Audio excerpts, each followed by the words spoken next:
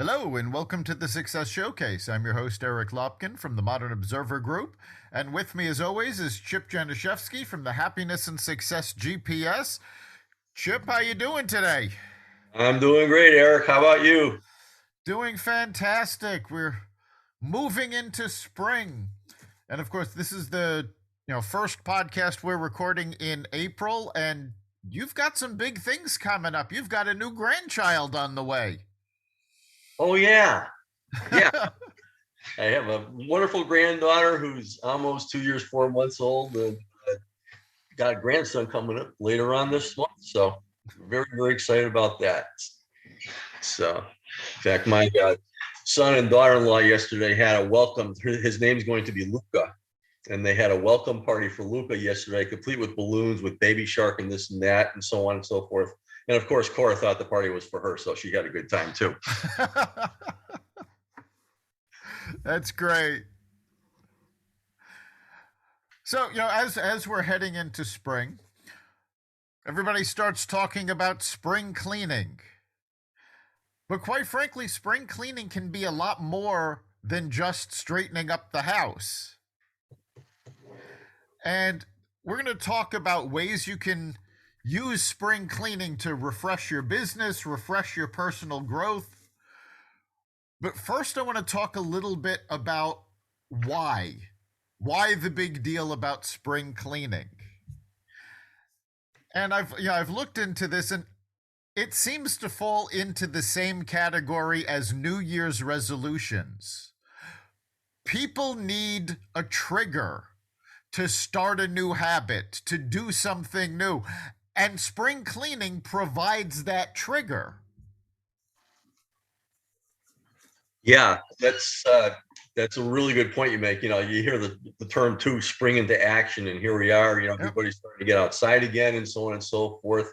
But it's great. I mean, obviously, really, spring is a good excuse, but quarterly, it's not a bad idea to kind of like just examine things. And we always talk about if you're making New Year's resolutions, some of them are just so crazy that they're impossible. But if you chunk anything down into one step-by-step thing that you can claim a victory for every day, that's what it's all about. And you can start that at any time. Absolutely. And, again, with the spring cleaning, you're talking about leaping into second quarter. It's a good opportunity to take a look at those New Year's goals, New Year's resolutions, see if you've actually kept them, see how far you've come, and make adjustments going, okay, maybe this goal was a little too easy. I should bump that up. Or, okay, judging by first quarter, there's no way I'm going to accomplish all of this year. Let's chunk it down and see what I really need to do. Yeah. And again, you talk about this time of year being a good time to start something new. And for your business, I mean, if you have taken the time to put together a budget for the year and you chunk it down into quarters and so on and so forth, and as you know, I have a financial background. I used to do this all the time. It's so important. It's not just one and done with the budget. Know at the end of the year what happened. It's really, really important to monitor that on a monthly or a quarterly basis, depending on how large your business is. But there's key things that you have to look at, as far as trends go. And so starting to do that now and getting into a habit of doing that at least quarterly for your business is so important. So, I mean, you set your sales goals and see where your sales are coming from. It's a great time to analyze that very thing, where your sales are coming from, what types of clients, and so on and so forth, and adjust your strategies accordingly. Plus, a lot of businesses are seasonal. So going into the spring, it's really, really important to make sure that you're working towards that. And right now in spring, plan on what you're going to be doing for your summer clients and so on and so forth. So it's just a great habit to get into, to analyze things. And this is a great time to do it because the first quarter just ended last week. Exactly. We've talked about on previous podcasts how there's so many people, they'll put a business plan together and then it just sits on a shelf. But if you take it down once a quarter, take a look at it, see what it was you'd planned, and make adjustments. This is the time to do that. So you can spring clean your business plan. And we talked about what I call the recipe for success, which is basically just a one-page plan based on a recipe card. and it only takes a little, little time, maybe an hour or two to put together. This is the time to take something like that and refresh it and go, okay, this is what I had planned, but this is what really happened. So let's move forward from where we actually are.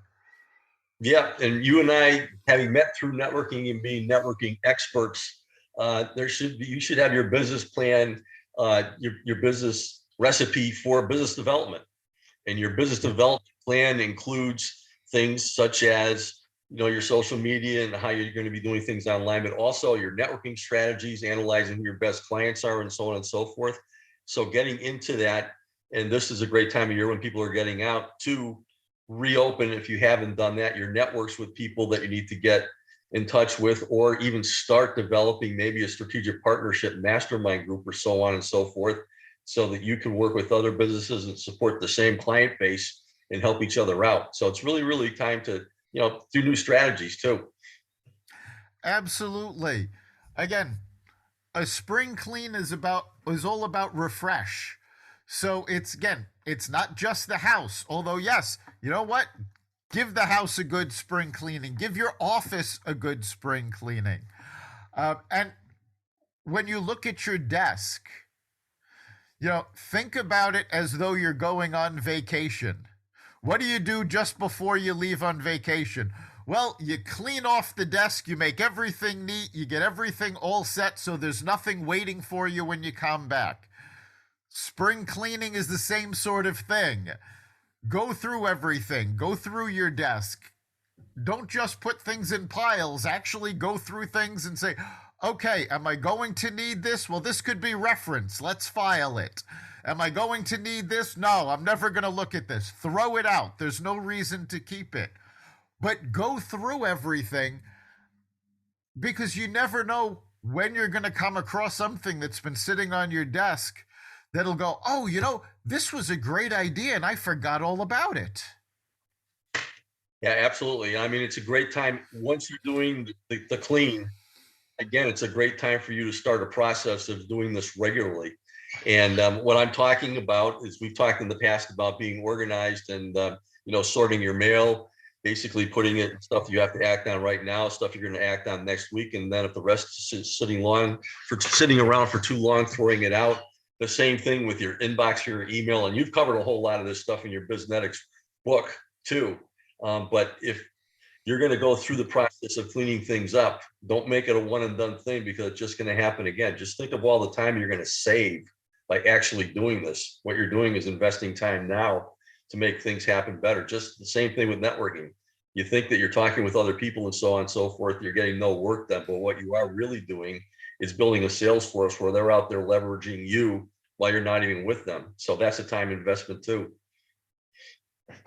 Absolutely. Again, this is the time that you should be taking a holistic look at everything you're doing, whether it's organizing your desk, organizing your computer, putting processes in place to say, okay, I don't really want to have to spend an entire week doing this, but if I do it now, and then I do a little bit, every week, every 2 weeks, rather than letting it all sit, this is the time to get that refresh.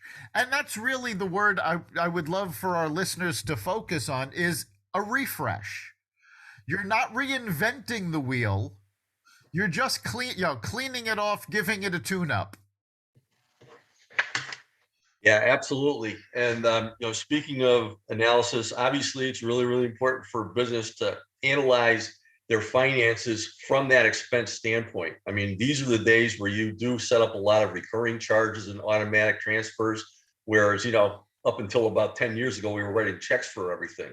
But now everything is happening automatically, and it behooves you to take a really close look at your charge card statements and things going out, and questioning, what's this and what's that. I mean, there may be things that you're paying for right now that you don't need to, or that you didn't even know that you are paying for. So it's really, really important to grab a handle on that and keep a handle on that too. That's when you're doing your quarterly analysis or whatever, it's really, really important to take a look at that side of things. And also, how are you doing collections wise and money coming in? Because a lot of that's happening automatically too. And so you can, things can fall through the cracks there also. Absolutely. And, talking about finances, we're talking about spring. It's also tax time. So, of course, when you go through your tax documents, this is a good opportunity to see, where are you spending your money? What are you putting aside? What are you failing to put aside? And also, if you're a business owner, when you're looking through those tax documents, make sure you know what's deductible, what isn't. Are you tracking those expenses? That's something you should be doing all year long. And I know a lot of people fail to do so. And then when the taxes come around, it's like, oh, okay, so what was this charge? What was that charge? Now's the time to take a look at what you've been doing. And if you're falling short on tracking those expenses, put in a process so that you don't fall short for next year.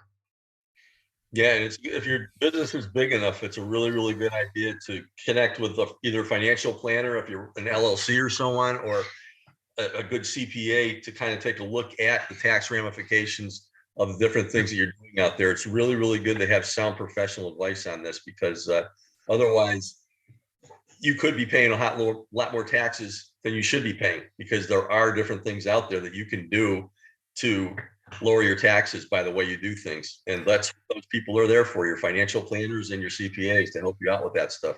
Absolutely. If you are not a numbers geek, and let's face it, 90% of us aren't, have a bookkeeper go through your books, have an accountant go through your books, have an expert. I know a lot of business people go, well, I can't really afford it. But if you look at the time you're spending on it, they will do it a lot faster and a lot better than you, because they've got the process down. They know what they're doing. They're the expert. So it'll end up actually, when you factor in your time, costing you a lot less than you think it will. Yeah, and they'll be able to put you on a program if you need one, so that you can make sure you're doing things right, moving ahead. Absolutely. So let's talk a little about getting organized, because that's a big part of what everybody pictures as spring cleaning. It's getting into the garage, getting into the closets. You want to get your physical space organized, but you also want to organize your mental space. Are you leaving time in your schedule for the things you want to do? absolutely. I mean, on the collections side of things, this is a really, really good time of year. Is if you are going through cleaning out the house, looking for charitable organizations that are holding things like clothing drive collections or book collections and so on and so forth. It's a great opportunity for you to do that. I mean, I just did that for my church this past week, because we couldn't have our book drive the last 2 years because of COVID. And they opened up the doors for collections Wednesday morning at 9 o'clock, and there were a whole bunch of people there. And I had my carton that I almost strained myself getting out. I mean, there's so many great causes out there that you can donate things to for your items in the house. And then as far as your own self goes, we both talk a whole lot about the importance of a personal strategic plan for all parts of your life. And it's nothing more than just writing down what your goals are, what you'd like to see health-wise, personal development-wise, for a profession, your finances, relationships, philanthropy, giving back, and so on and so forth. And it's really, really important, just to get this going, to just write these things down on paper. I recommend actually writing them down in a spreadsheet, just all these things that you'd like to happen. And if you put them in a spreadsheet and just add a column for what it fits into, health, finances, and so on and so forth, you can sort them out later. But for those of you who are thinking all over the place, like yours truly is all the time, it's great to just write down ideas, and you can organize them by doing that. But it's so important to be working on that person in the mirror. It's just not the job, and it's just not looking around the house and saying, I got to clean the house. It's really, if you plan ahead of time, things are going to run a lot better for you, and you're going to feel a whole lot better too, because you have a handle on things and you're achieving things. Absolutely.